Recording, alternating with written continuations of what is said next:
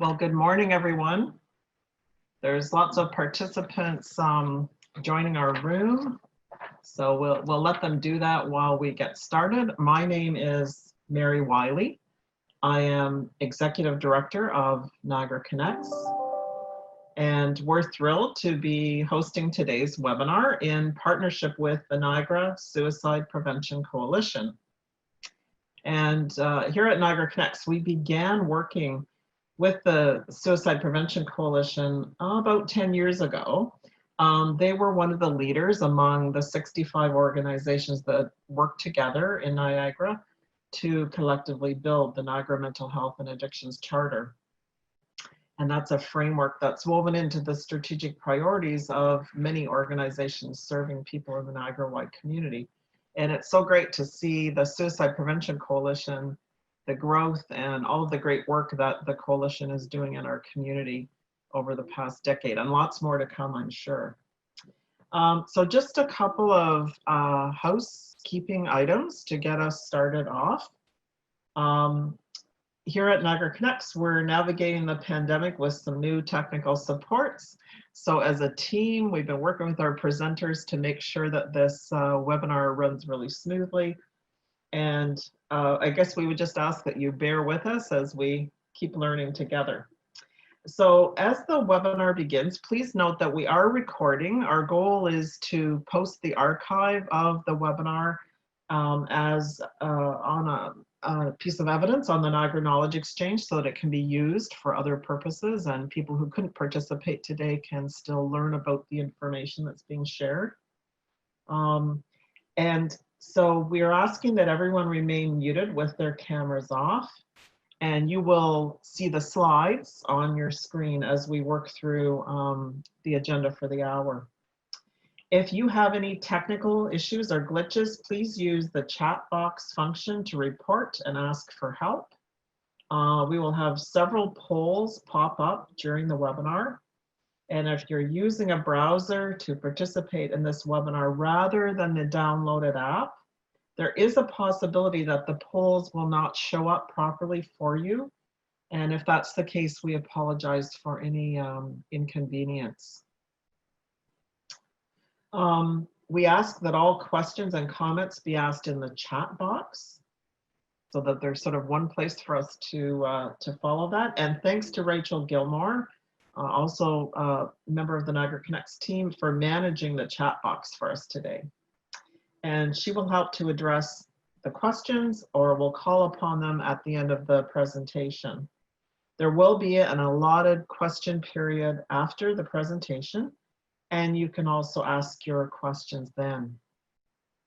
All right, so let's move on to introduce our presenters. And here you can see their smiling faces. So our lead presenter is Shanna McHugh, and she's a staff lawyer with the Niagara Community Legal Clinic. We also have working behind the scenes and people who will be jumping in and helping out to support. Keegan Kyer, who's with the Kristen French Child Advocacy Center, Niagara. Stephanie Hicks, and Stephanie is with Niagara Region Public Health. And Joanne Bovany with Contact Niagara. And these four people are all members of the Niagara Suicide Prevention Coalition Community Awareness Committee. And they're doing lots of really great work together. So I will now, at this point, turn it over to Shanna McHugh, who's our lead presenter, to take it away. Good morning, everyone. I'm so happy to be here and virtually connect with some of you friends, colleagues, strangers. So as Mary mentioned, my name is Shanna McHugh. I am a staff lawyer at Niagara Community Legal Clinic, but I did join the coalition back in 2015 before I had that role. After my uncle died by suicide, and I became sort of very aware of the issue and wanted to learn a little bit more about suicide prevention and the impacts of suicide in our region. So that kind of gives you a little bit of a contextual introduction to me. And now I want to give you a little bit of an introduction to the NSPC, starting with some background information. So moving to the next slide, the Niagara Suicide Prevention Coalition was formed back in 2003. So we've been engaging the community for, 15 plus years. Our purpose is to build strong and lasting community partnerships that will work together to implement our suicide prevention strategy, which was created back in 2006. The goal being to address the needs of all residents in Niagara and to reflect the values of a caring, compassionate community. One thing that is important to know is that we do not provide direct services. So we'll share a little bit more with you about resources in terms of providing that direct service shortly. But our focus is on, suicide prevention, intervention, and postvention. And the ways that we sort of implement that focus is through public education and awareness, such as this webinar today, as well as creating training opportunities and supporting training related to suicide prevention and intervention. Moving to our next slide, we do have sort of an official mandate. So being that suicide is complex and can seem sort of like a large task in terms of talking about prevention, we don't view ourselves necessarily as experts in suicide prevention, intervention, or postvention, but more as advocates, right? Working collectively to help promote existing resources. And the goal there is ultimately to make Niagara a suicide safer community. We've listed our website there as well. We do encourage you to check that out. We do update it quite regularly. Obviously with COVID, we've seen a bit of a reduction in terms of events and training opportunities, but resources and links to important organizations or important resources are there for you. So we do encourage you to check out our website as well. So moving to the next slide, talking about suicide. It is really a community health problem. In 2014, the Niagara Suicide Prevention Coalition updated its 2008 strategic plan. And one of the goals there was really to highlight the prevalence of suicide in Niagara. So the report includes statistics gathered on suicide and self-harm. And it's been sort of compiled from the national, provincial, and regional level. So we wanted to give you some statistics. So nationally and provincially, suicide is the second leading cause of death for teenagers and the leading cause of non-accidental death. And that's from Stats Canada. That's a federal stat. In Ontario, there are approximately 1,000 deaths by suicide per year. And that is through a report done by CMHA from the Ontario Association for Suicide Prevention. And then most relevant to likely all of us here today is the Niagara stat. So in Niagara, one person dies by suicide every 9 days. And that's taken from a report, a summary of self-harm and suicide in Niagara. So I'll just turn it over to my colleague, Stephanie. We wanted to get some insight into these stats from your perspective. Thanks, Shannon. So we wanted to do a poll with the group, and Keegan's going to pull that up to ask you about the slide that Shannon just talked about. So if, when you're seeing these numbers, do these statistics surprise you? So we'd love to hear from people. If you can see that poll popping up, if you can just let us know that, maybe those stats don't surprise you and you are already aware of the impact of suicide in our community and in province and country. If they do, yes, you are shocked by those numbers, or if a little bit. So maybe you're a bit familiar with that information. You kind of know it for the most part, depending on kind of your background and where you're coming from, your agency you work with, you might be a little bit familiar with those numbers. So if you can vote, Keegan's just gonna watch and see when the numbers kind of slow down a little bit, and she'll close the poll and we can see where everybody's at on the call.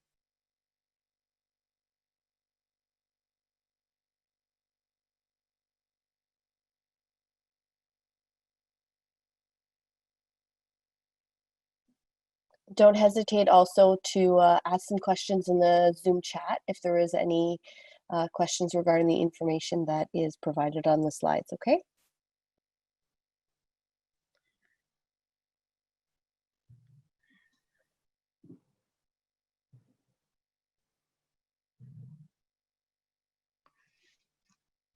All right, so we have a majority of people that have answered. So I'm just going to end the poll now and then share those. And then Steph, you can take that away. Perfect, thanks, Keegan. Okay, so it looks like a few people were maybe not familiar with those numbers and are shocked by those numbers. A lot of people, or a few people, were aware of the impact, so those numbers are familiar. And for most of you, 68% of you were a little bit familiar. So you're aware of that information for the most part, but I'm thinking maybe typically when we see that Niagara number, that one person every 9 days, is often a little bit more surprising. I think some of us are maybe more familiar with the global or Canadian or even provincial statistics a little bit more sometimes than the Niagara stats. So that's really helpful for us to know as we're going through it. And I'm guessing it's probably that 1 in 9 that have some people a little bit surprised, even though they're more familiar with the other stats. Awesome, thank you everybody. And I'll pass it back over to Shannon. Thank you. Yeah, just personally, anecdotally, that number, the Niagara specific number, was shocking to me initially when I became sort of involved in the coalition. So we wanted to address a little bit, moving to the next slide, just about COVID-19. I mean, I'm sure we are all sick of the words, you know, unprecedented times. You know, but they truly are unprecedented times. So we wanted to sort of acknowledge its impacts here today, because loneliness and social isolation do remain factors that can contribute to thoughts of suicide and sort of suicide behaviors. If we could just have the next bullet point there, Keegan.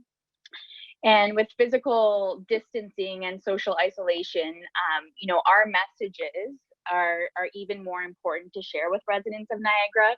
The goal always being, you know, to indicate, you know, help is available. You are not alone.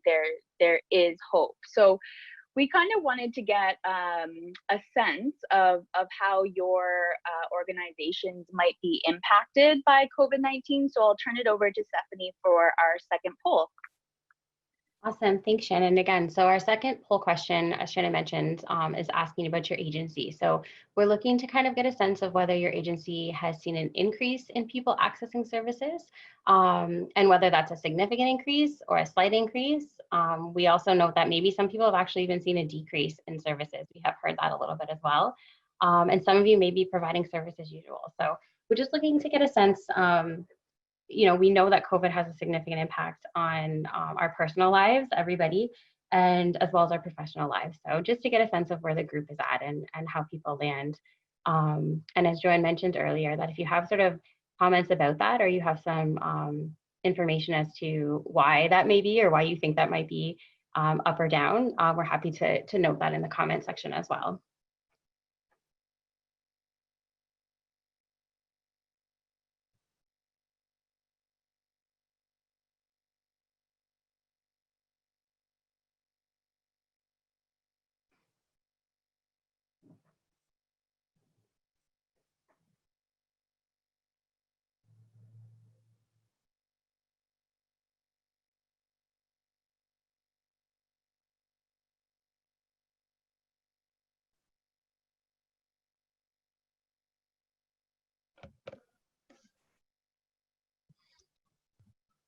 All right, so we've had about 84% participants do the voting. So I'm just going to end it now, and then Steph, it'll be good to go.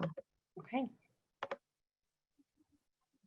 Okay, so looks as though there's a few people again have seen a significant increase, and it's sort of split across the board between a slight increase, a decrease, and providing service as usual. So interesting to note, not everyone's had the same experience here.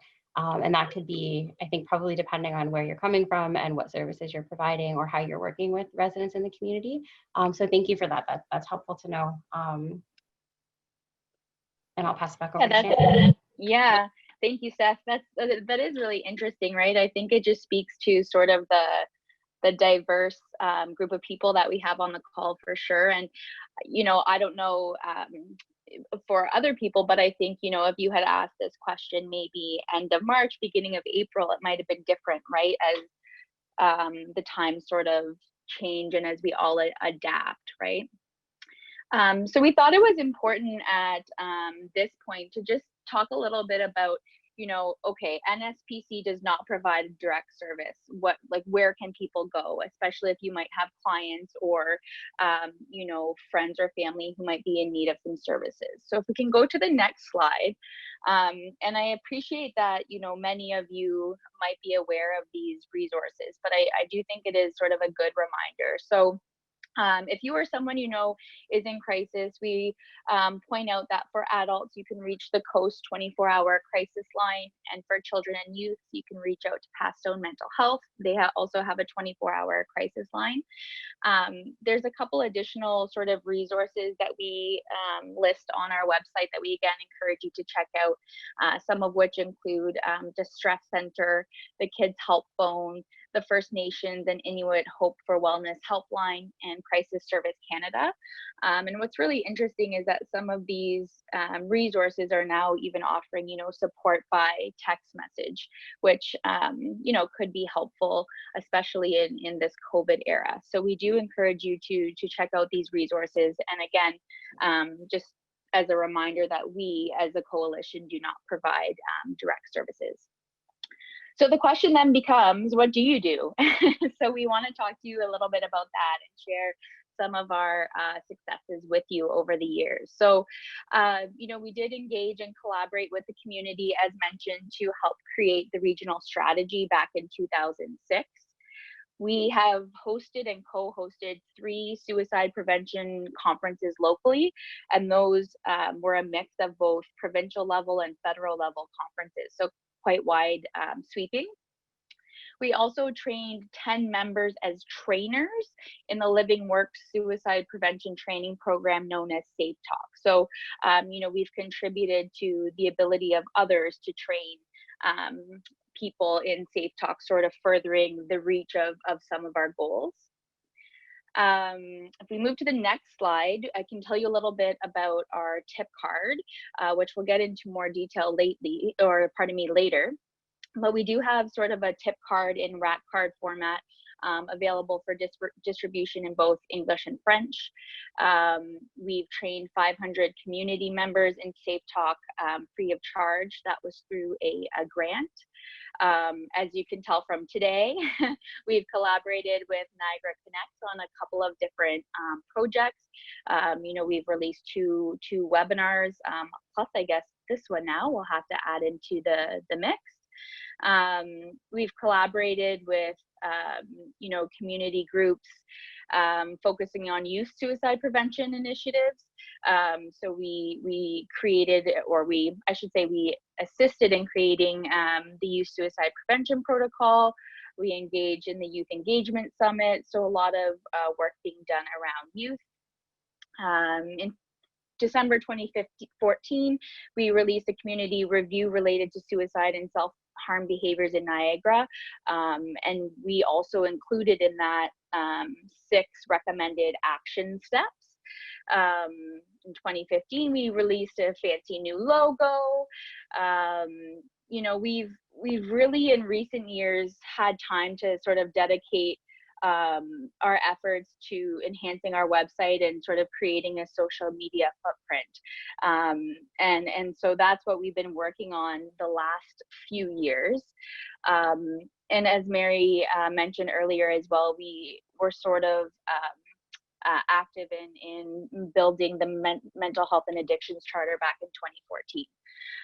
More recently, so the last couple of years, 2019, start of 2020, we've been involved in regional meetings about the recent suicides in Niagara, including discussions regarding the barriers for the local bridge downtown. And also we've created a set of media guidelines and provided training to local media representatives. And why the latter is important, right, is we want to make sure our local news outlets are reporting on suicide in a responsible way. One reason being that this, is an important factor for reducing stigma around suicide, among many other goals. So those are just some of the things that we're proud of. So I hope all my co-hosts are giving themselves a pat on the back.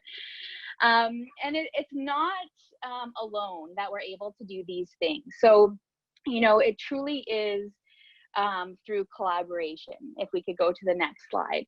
We just wanted to give you folks sort of a picture of some of the organizations that are involved and sit on our coalition, right?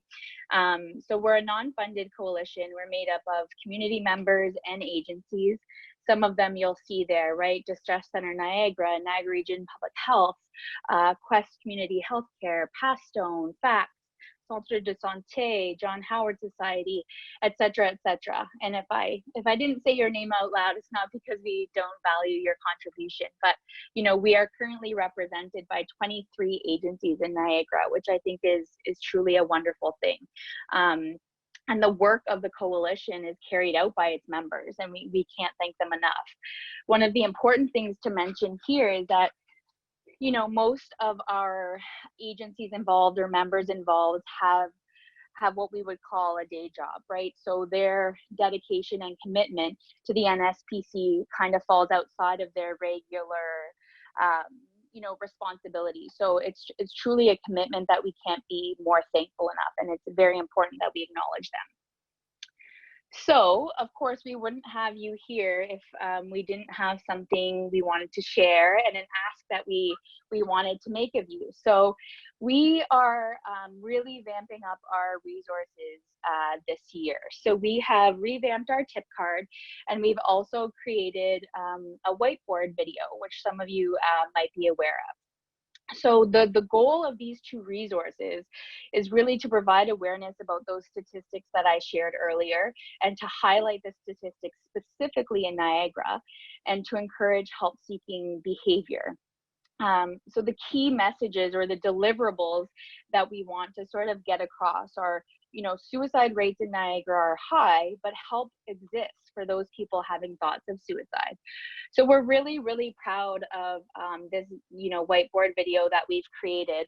And we owe a huge thanks to Keegan and her technical expertise. And I'm going to turn it over to her to share with you this video that we've created. Yes, as Shannon said, one of our sort of little projects we did today for this year and to go on was a whiteboard video. It is going to show in English on the screen. Please be aware that this is also available in French. So we have links on our website to this video, to the French version as well. It is available on YouTube, both the English and the French version. So do keep that in mind, that if you are wanting to share these, which Shannon will get into in a little bit, that we do offer it in both French and English, as same with our rat cards, as Shannon had said as well. So I'm just going to play the video for you guys.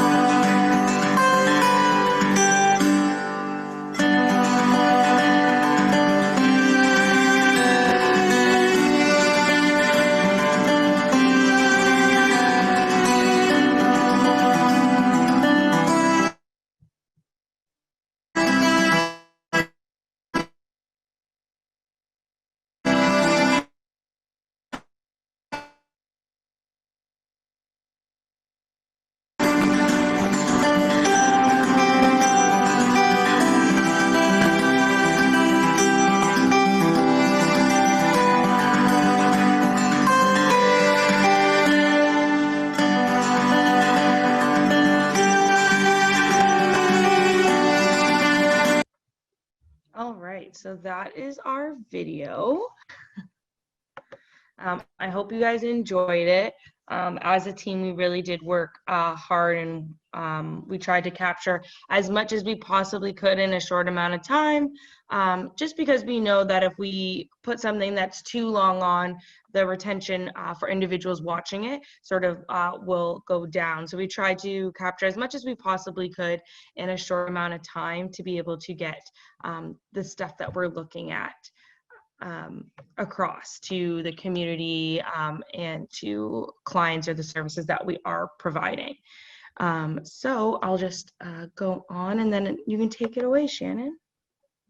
Thanks, Keegan. Yeah, the video always makes me, I don't know, I just feel a sense of pride every time I watch it. I think it has the potential to be very impactful. And along with the whiteboard, as mentioned, we did sort of revamp our tip cards that are in a double-sided rack card format. So the English version is up on the screen now. So it does sort of encapsulate some of the information from the whiteboard as well, including some of the key stats, where to reach out if you're in need of crisis or immediate risk support, and then has some of the sort of tenets of the Living Works Safe Talk protocol on the back. So we're really proud of those as well. So here's how you can help, which we're very excited to have hopefully many of you on board. So the coalition is basically asking our community partners to help raise awareness about suicide and the resources available in Niagara by sharing this video on your website, sharing this video to your social media channels, maybe sharing this video on screens in your waiting rooms or client areas if you have them, and sharing the tip cards and having them accessible for clients and patients in your resource areas. And we recognize that in order to make that effective, we will need to support you. So we've been working sort of hard behind the scenes as well. So the video itself is available sort of simply through an online link, which I understand that in the webinar sort of follow-up email Mary will include. But also, if that's not an easy sort of function for you, we've prepared some USB keys with the video saved as a file on that as well. Secondly, we don't just want to sort of throw this at you without sort of a backgrounder. So Keegan worked really hard in preparing a social media toolkit. And we've created, I shouldn't say we, Keegan, with our consultation has created some, sample posts, images, hashtags, suggestions to help you share the video effectively on your channels, whatever those may be. And we do obviously recognize that different organizations have different capacities for communications and social media. And that social media toolkit is also available on our website and will be, as I understand it, on the USB keys as well. And then we do have tip cards aplenty available for the taking. So, if your organization might not have capacity to share our video, the tip cards at least are there and available for you. And thank you, Keegan, for reminding me the video and the tip card are both available in French and English. So that's really sort of the main goal of our webinar today. We wanted to sort of remind you of the NSPC's presence, share with you a little bit about what we do, and then, ask for your help in supporting us get our key messages across. So we just wanted to sort of pose one more question to you, and Stephanie will have a bit of an introduction to that question as well. Thank you. So yeah, part of this is getting the information out to all of you through this venue on the webinar, but also to, as Shannon mentioned, share with your clients, your colleagues, employees, anybody that we can get the information out to. The Community Awareness Subcommittee is really hoping that through some of this work, we can reduce some of the stigma attached to suicide and talking about suicide, and really get this information out there and shared. So we're looking at whether or not your agency is interested in this. So, and again, recognizing that not everybody has the availability, sort of like a waiting room or something with a TV to show the video. But if you're able to access the video and share it through social media, and you'd love to have the video and the tip card available, also noting obviously that COVID is here and your waiting rooms or patient client areas may look a little bit different right now. This was sort of all planned before COVID hit, so we recognize that at the moment, maybe the video only is what you can support us with. And for some people, that tip card only. So if you can, if you don't mind filling out the poll, just so we can get an idea of where people are at. And I can see in the comments that there's some questions about how else we can access it. So it's downloadable through our website, the chip card, as well as the video. And then you can also email our NSPC email, and we'll be monitoring that. So if you wanted to order, let's say a USB and some tip cards, as well as a copy of the social media kit, we can actually arrange to mail that out to your organization. So there's lots of different ways to connect with us. So I'm not sure if people have filled out the poll, if Keegan wants to kind of monitor that, and we'll see. Yeah, so we have some people still answering, so I'm just going to give it a couple more seconds. No problem. Yeah, and Shannon here, I just noticed, in the chat box as well, obviously, if you're not in a position necessarily to answer for your agency, that's totally fine. We understand that. We're just kind of trying to gauge what the level of interest might be. Yeah, so if you can't speak for your agency, and you may have to do follow-up with whomever makes those decisions, we're gonna give you guys the information and our contact information where you can reach out to us to get the resources that you guys may need, or to share the video.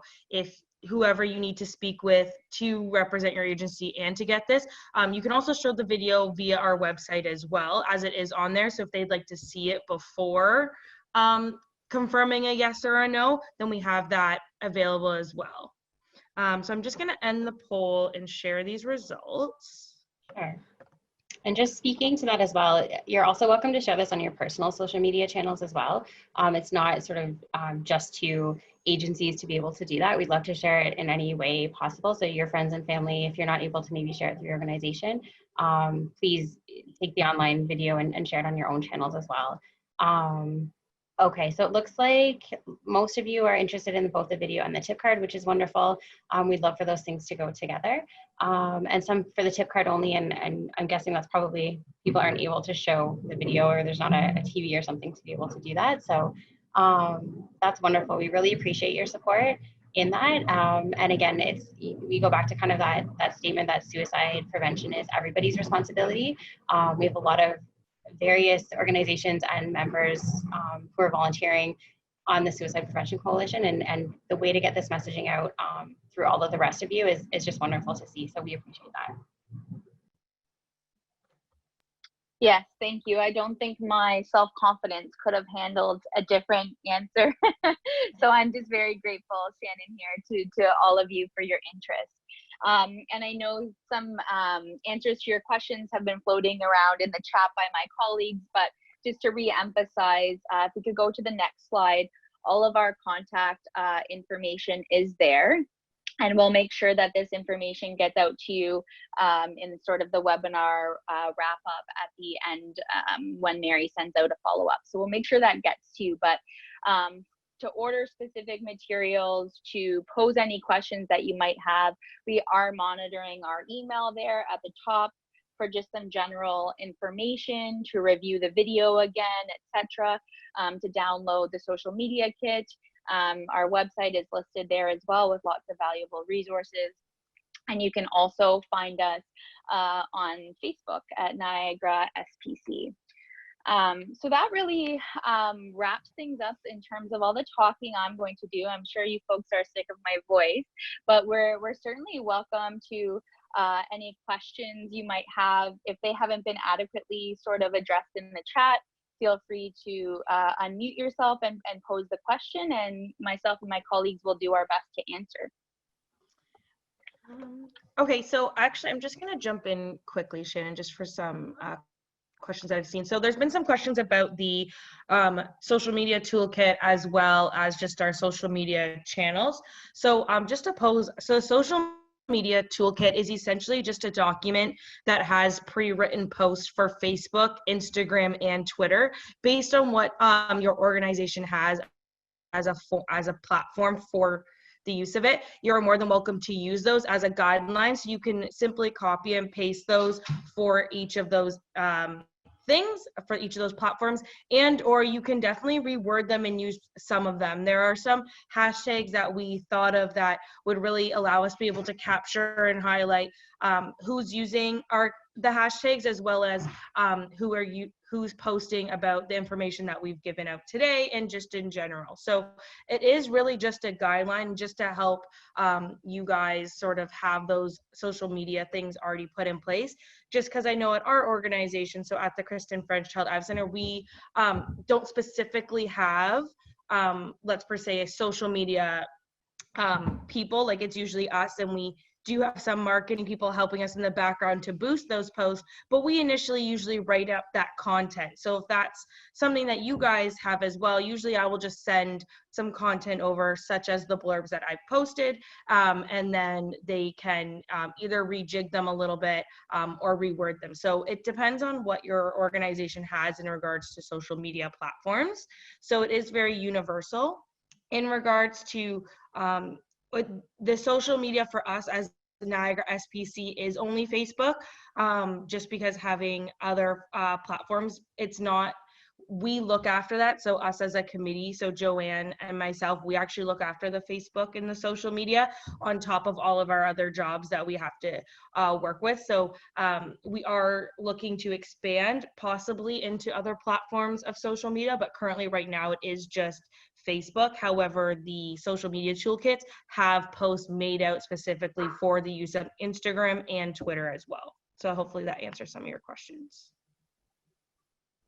Thanks, Keegan. Yes, it does. And I see that Stephanie wanted to respond to a particular question about some statistics as well.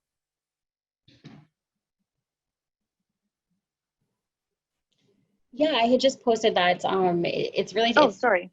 Yeah, no, it's tough with stats for suicide, and I think probably a lot of us are aware that these stats are never fully accurate based on a lot of the stigma that's with suicide when it comes to reporting, and some of the unknowns when it comes to death by suicide. But that 1 in 9 number was taken from a 2018 numbers from a 2019 report, and I just mentioned in the chat that we are currently looking at the following year as well. So we're looking at 2019, and so we're hoping to have a report out soon with some numbers to sort of see if we can see some trends in those numbers and if there's been any changes. Awesome, thanks. And I think there was, oh yeah, and you did respond to that one in the chat. Perfect. Were there any other questions from the participants that maybe we can tackle for you? Of course, we encourage follow-up questions by email as well.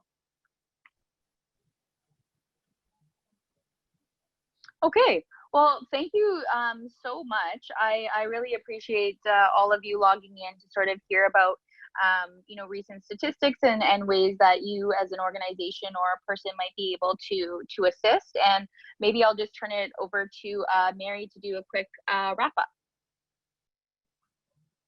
There was one question that was in the question and answer. Are there any suicide prevention resources and research based on cultural awareness of different ethnic groups of immigrants and refugees? And I'm not sure if you covered this, but just wanted to make sure we didn't let that one go away. Is there anyone that would like to speak to that?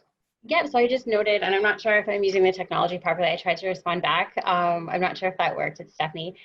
Just noted that our current resources are more general from the Niagara Suicide Prevention Coalition, but that's something that I can absolutely take back to the group and even do a little bit of research. And I think there probably are things that exist, but not sort of specific to our coalition at the moment. But we can definitely take that back to investigate a little bit further, and I appreciate that suggestion. Okay, if I was repeating something you had already addressed, I apologize. I may have missed just noting that. So there was also Go ahead. Sorry, Mary, Shannon here. I just wanted to note that we as a coalition are really sort of hyper aware of the need for stats around, intersections between, different cultural groups, maybe sexual orientation, etc., age. And that was something that we were really trying to focus on before last year, where you know, the sort of goal shifted with the increased number of suicides in the region, specifically dealing with the bridge that we were part of the regional discussions about. So I think that question is very you know, very important, and it's not something that's been lost on the coalition, but our sort of focus did shift. So we're hoping to get back to, you know, a more intersectional approach at understanding suicide when our time and resources allow us to do that. Okay, that's a really great point. And the only other thing I noted is that I remember when we started this work, I think the very first information that the Suicide Prevention Coalition posted was that stat, instead of 1 every 9 days, it was 1 every 8 days, if I'm not mistaken. So that has been a bit of a shift, correct? I think.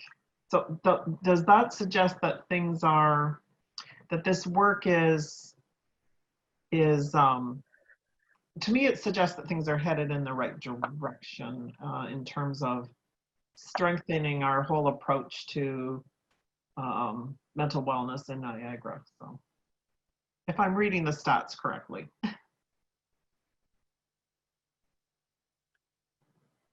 Mary, it's Joanne here. I think that stats are sometimes very difficult to read and even predict at times. So there was a stat previously to the one that we're, I guess, providing today that did indicate 1 in 8. And we are, like I said, working really hard to trying to figure out what the next stat's going to look like. Sometimes we are just a few years behind in terms of what that looks like, and sometimes too it is about the reporting aspect of things. So we will definitely keep the community, I think, posted on the next stuff. And if we do see a trend or we do see a decrease, then that would be definitely something that we would want to highlight. But I don't know if we are just there yet. Okay, that's really great context. And I think it helps all of us to just better understand, maybe see what our role is in responding and supporting, because this is really, really important work that's being done. All right, so I think that we are at the end, and we'd really like to thank everyone for participating. There will be a follow-up package sent out, and some materials posted on the Knowledge Exchange as well.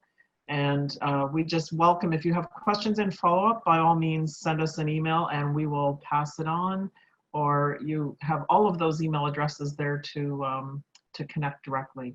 So thank you very much for participating, and I think this event went very well today. Enjoy the rest of your day.